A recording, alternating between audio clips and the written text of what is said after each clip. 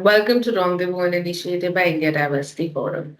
IDF is a Section 8 company dedicated to eliminating discrimination at the workplace and fostering inclusive, equitable environments across different industries. Rendezvous is one of IDF's initiatives that it focuses on bringing together thought leaders, industry leaders, change makers, and experts for insightful conversations on DEIB. This platform is designed to share real experiences, actionable strategies, real time challenges, and bold ideas that help shape truly inclusive organizations. We're glad to have you with us as we rethink what it means to build inclusive workplaces where everybody belongs. We welcome today Nikhil Raval with over 25 years of global experiences across the States and Asia. Nikhil is a seasoned leadership and learning advisor who has worked with leading organizations to transform talent and business outcomes. A former MD at Duke C India, best-selling author, TEDx speaker, and a host of the podcast Working with Gen Z. He brings unique insights into multi-generational workforce dynamics, organization culture, and leadership transformation. He has taught executives across 25 plus countries, designed award winning leadership programs, and authored case studies used in global business schools. Passionate about bridging the gap between business and people, he continues to inspire leaders to create capacity, capability, and culture for the future of work. We're going to today have a conversation and a rendezvous with Nikhil and, really exchange ideas on his expertise, which is mostly around multi-generational and working with Gen Z. So without further ado, Nikhil, my first question to you is, in your experience, what are the biggest mindset or value differences between older and younger generation at work? And how can leaders effectively bridge those gaps without having one group feel as though they're at the margins? Sure. So, Disha, thank you for having me, and really looking forward to our conversation. So, let me start by saying, Disha, just to on your question, say you had to run a Instagram campaign, who would be the first person that would come to your mind? There's a chance that you're probably thinking either someone who's in their 20s, or let's say someone whom you can kind of think about that who's very tech savvy. Now, you're thinking about the person, but subconsciously we've made, and this is an example, we've made a stereotype to say that, okay, because he or she is of a certain age, they're good with something, but maybe the elder person in the team may not like technology, they may not be as savvy. So I think the first place when we talk about generations and multi-generations is to really just start becoming the self-aware of the stereotypes that we carry about each generation. I think that's kind of the starting point. Now, as we progress through the conversation, we'll say that they are just that, the stereotypes, right? And at the end of the day, we can overcome them. So there's so much written, right? That and the boomer generation or the X generations want stability, and therefore they respect the hierarchy. If you think about the millennial generation, they're more about thinking like, hey, I want to get noticed. And so they want more feedback and they want recognition. When you think about Gen Z, it's more about saying that, look, we want continuous engagement, we want continuous feedback, we want diversity of assignment. So a lot of these are, of course, sort of general impressions that we've created, and we see that in the literature, and we see that but it's very contextual. It can be very anecdotal, right? So in one company you can see that it's working perfectly in harmony. In another company you can see that there's the conflict that everyone was trying to avoid that's happening now. There is, so just to quickly answer, I mean, I would say that there are, I'll say two or three things simply because I don't want to give that as a long list to say that what are some of the issues that come with multi-generation, but I would rather focus on how do we overcome it. In other words, in any system, what are the ways in which we can so there is obviously the difference between hierarchy and a flat structure, right? The more experienced generations always had it, and that's again driven by the context and the value, right? So boomer generation came from a time when fewer jobs, they just wanted a job, they had a job, and they were quite happy with it. And it was all about like I stick to it for next 30 years and life is good. X generation was the first generation which kind of, it's also called the sandwich generation. So that's the generation which is managing perhaps elderly parents and young children, and therefore they're the first generation which is kind of looking for work-life balance. So you got two generations, which is more on the hierarchy. The millennial and the Z generations are looking for more flatter structures.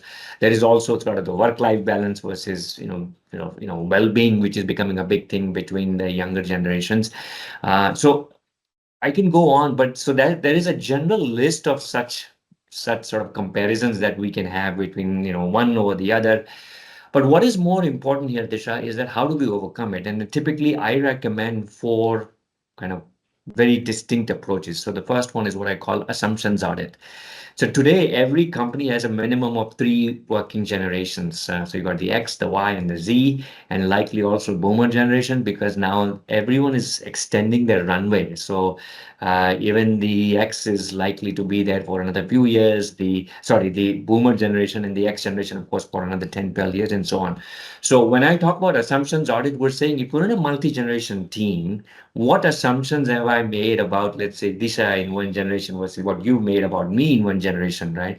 And then you kind of talk to that, you make the observation and you kind of park the observation and you talk to that. So that's, and again, I'm just going to briefly describe. So that's the first starting point. Second is what I call is that once you made the assumption, you have a conversation, what the second step is what I call adjust the lens.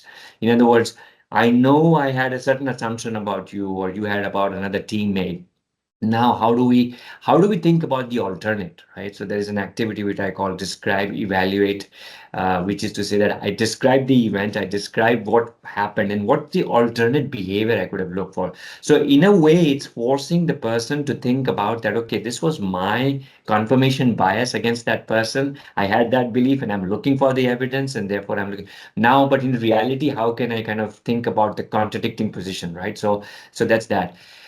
Third, of course, is just kind of as a team, how do you, and what I call the intergenerational roundtable, in other words, how do you look as a team to always remind each other what's the end goal? As a team, we want to keep in mind. So, what can each member bring so that that end goal is always achieved? And the fourth, I will say, is what I call mutual learning, right? So, when you think about four generations, three generations, four generations, how can we kind of take the best and the experience of each and share with each other, right? So if and you have to be humble enough, right? So just because I have 30 years of experience, I can't kind of pretend to be know it all.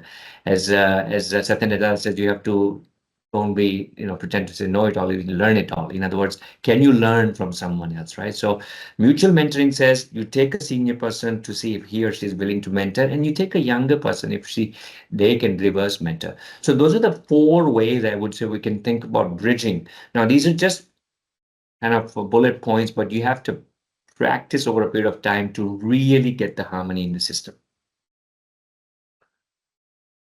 Thank you, Nikhil. Thank you so much. And thanks for sort of just, I think, just starting with telling us like, this sort of subconscious imagination of a person who would be more tech savvy to moving to assumptions and breaking those assumptions and this idea of mentorship which is always two-way and what are the steps in which and not get stuck on one step and how this is not a one-off process but like an overtime process. So thank you so much for sharing that. I will go on to my next question, which is around leadership and adaptability.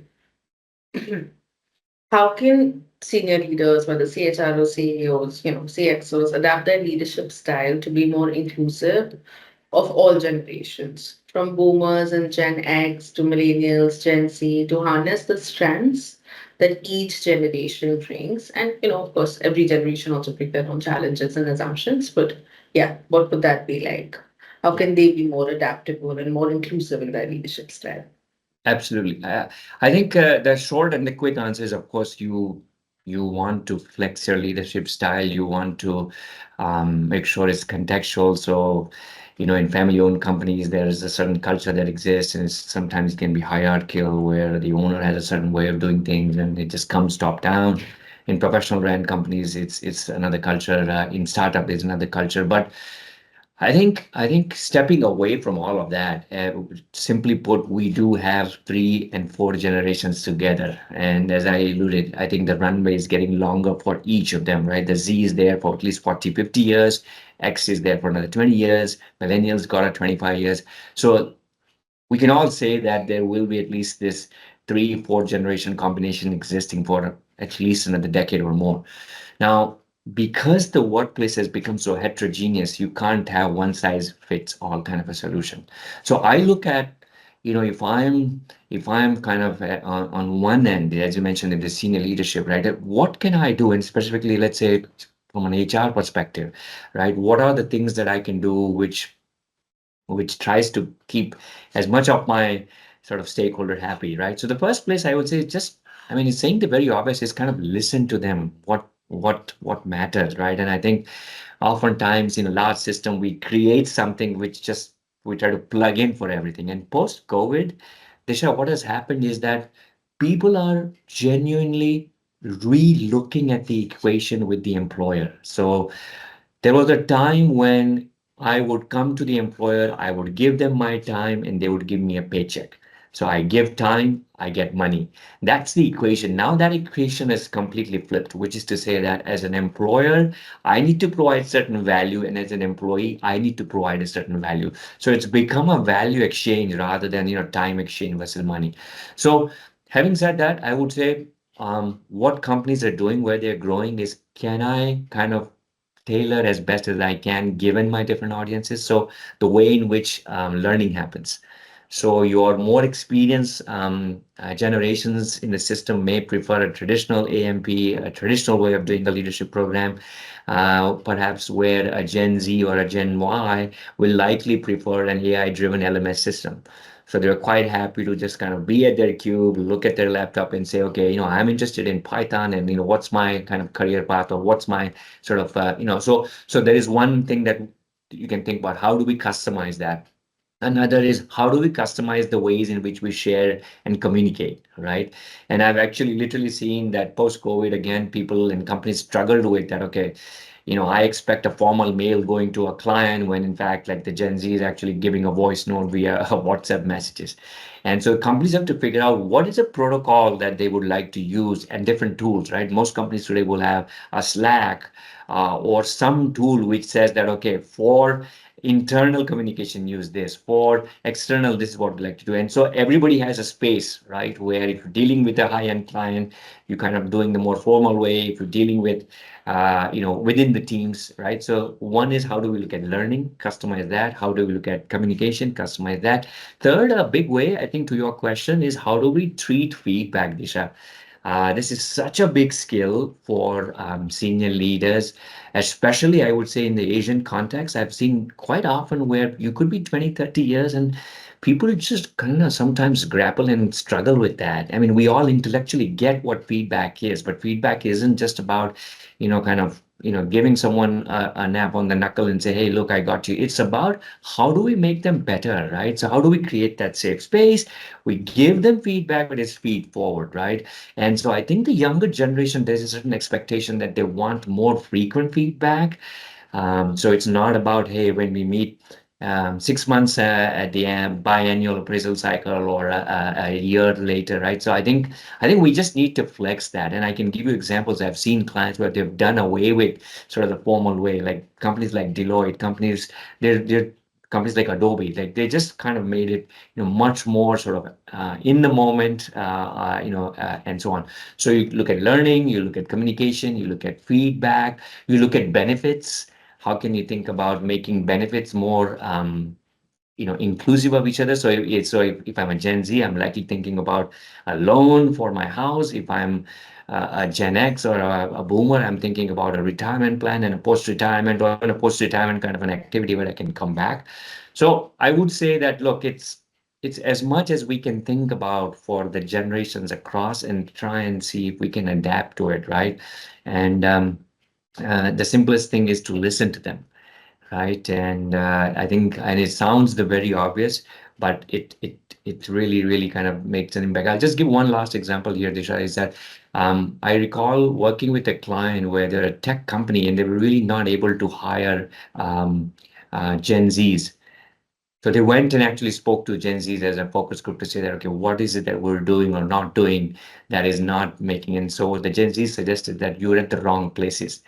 You need to communicate the language in which we communicate. So the leaders, top 40 leaders of that company, created 2-minute TikTok videos. So they were sharing their values, and they were sharing what the company is about. They're sharing what the products is. on a TikTok video. Okay, and that's what was getting their attention. Furthermore, they created videos in which they say that, okay, if I'm posted in a Delhi, like what can I do over a weekend? What can I actually, where can I go as a hangout place? So I guess what I'm saying is that I think the HR, the leadership just needs to have their ears on the ground. And the moment they started implementing some of this, they created an app where hiring process becomes simpler. No Gen Z wants to read a annual report, so like just go on the app, fill it out, less than 2 minutes, and you're done, right? So I think the more we can keep a channel of communication to open to what would matter and see how your demographics are tilted, in companies like pharma, banking, you'll see it's more younger population, which is client facing. In the more traditional manufacturing companies, you may see that flip where you're seeing that perhaps fewer people joining in those industries, and so a bigger sort of bulge for the middle and the senior. But either way, I think when you think about customizing it, listening to stakeholders, you can kind of be as inclusive as you can. Thank you, Nikhil. Thank you so much for sharing, these experiences as well as these points. And I think um, really sort of talking about the value of communication and how listening is a big, big part of that. And, actually going back and asking the stakeholder, like you shared in your last bit, that experience of that company, the leaders, going back and asking the stakeholder what is it that they can do to be more inclusive. I think there's so much value in something like that. I will move on to my third question around technology and skill gaps.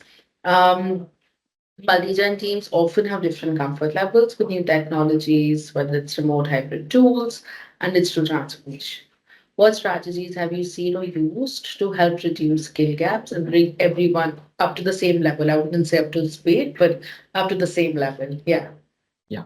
No, so excellent question, Nisha. I think I just give you the example of what happened in that tech company, right? And we all know kind of the genesis of how this began, which is that the whole concept of reverse mentoring started way back in 90s when Jack Welch was then leading GE, basically saw some of his senior executives that were not really very tech savvy, and he said that, look, you may be very capable in doing what you can, but you also need to amp up your tech quotient. And therefore, that's when he came up with this concept of reverse mentoring.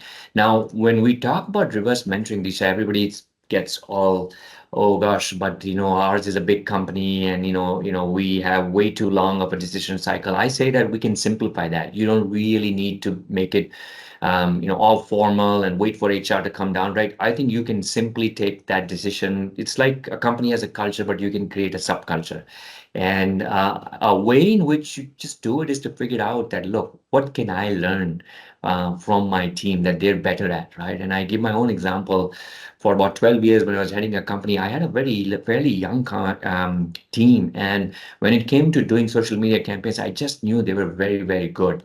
I think I would have never kind of, and that was just kind of the gap I had. So I had to be humble enough to say that, look, I'd like to learn from you. Why don't you lead? And then at the end of the day, when it happened, it was them getting the credit. But I think a formal or a informal reverse mentoring is probably a good way to fix some of this. And I know lots of companies are doing it in a more structured way, in an unstructured way. But the advantages of that are very clear. Number one, you can do a technology bridging that may exist. You can also find out what is happening and what is the expectation from that generation. You can also see what do they think about careers.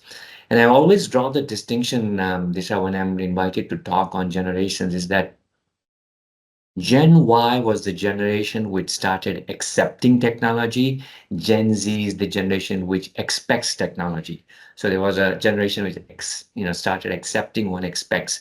So that's the distinction, and therefore, I can give you example after example where if you don't have if on the digital curve, if you're not reasonably up to speed, it's just they don't have the patience, and therefore it's two ways, right? You're going to lose good talent, right? And therefore, create a reverse mentoring program of some sort, structure, unstructured. And furthermore, what is most important is that you want to create what I call kind of a no shame culture. In other words, let there be an agreement that, look, I'm asking a question. It doesn't mean I'm stupid, or if you're asking me something there, you're sharing. It's just saying that we want to learn, and as long as that culture exists, people will be open enough, right? And of course, when you go into reverse mentoring, you can kind of create the rules of who do we want and what's the expectation from the seniors and so on and so forth. So I'll just keep that sort of short. No, thank you. Thank you for also sharing with us about, a little bit of experience around, how this all of this started, sharing that story as well as talk about, moving from accepting to expecting and yeah, I wonder what's next though, but thank you. Um, what are some common miscommunications or conflict pitfalls in multi-gen workplaces? And how can organizations or individuals proactively prevent or resolve them? I don't know if they can prevent, but how can we resolve them to maintain collaboration and, value and trust? So again, when we think about conflict or communication, is very contextual, right? Like, so what is the context that's driving them? So I mentioned accepting versus expecting.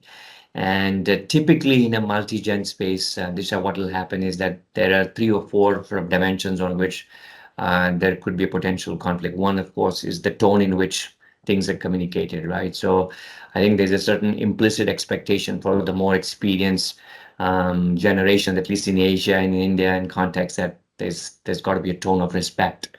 And when you go overseas, you never see people addressing, hey, person X or person S, madam, right? It's the first time basis. So I think there is an element of like the tonality of how that's things are communicated. Second is also the speed in which people are expected to react, right? So the younger generation has a certain expectation that, okay, if I give something or if I ask something, I'd like a response back instantly or immediately or as soon as I can, right? So there's a certain implicit expectation from that generation as well. And again, these are all sources of conflict, right? So um, the I've seen in very traditional legacy-driven organizations, it's all about like I've been here for 30 years and you don't know how it's long taken. So I think one is the respect, the second is the tonality and the speed.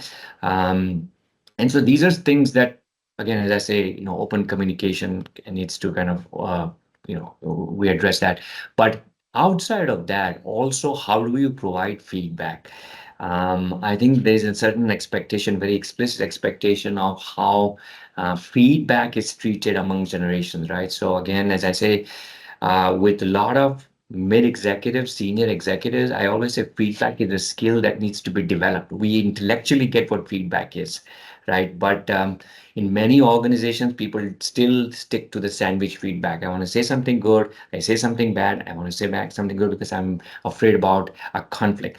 And that almost says that you need to grow as a leader. So there, you don't have to always give good feedback, nor do you have to give always bad feedback. You have to give the feedback which is relevant, and you also don't have to make it very onerous, which is to say that I think, can you just create a space in which it becomes part of your routine? So I think with the senior generations, the companies which have created high performing teams, that is the two top things that they have done very well is the very explicit communication of goals, making sure that goals are clearly communicated, frequently communicated, stretch goals, support that's happening, transparency in the goals, and so on. And the second is, of course, making sure the feedback mechanism is there. And I would say more towards the experienced one to ensure that the environment of that is created well to avoid the conflict. On the other side, on the Gen Z side, right, there is certain expectation that they want more frequent feedback. And so I think there is an expectation that something happens, my boss is going to tell me. Something happens, I need to know, right? And if that's not communicated, I think again they're feeling restless. So frequency matters. The environment in which you created that matters. Clarification of goals on how that's done. And the last thing I would say is recognition. One way of looking at recognition from the traditional way is just to say, I want an increment. But the younger generation is really not stuck to just say that, hey, every time it just has to be money. It could be just a nice email. It could be a recognition at a town hall. It could be a course. It could be a same role going into a different country. So three clear things: goals, feedback, and recognition as a way to kind of overcome some of this. Goals, feedback, and recognition. Thanks for putting that so simply, even though I know that it's really not. But yeah, no, thank you. And thanks for sharing, about frequency and in terms of value. And I do know that you shared it in one of the questions I asked you earlier about how it's more than just money. It's you're also bringing in some value and you're here to also learn, the employer and the employee both. There is an exchange of values here. So, bringing that and, recognition beyond just what has been recognition over the years.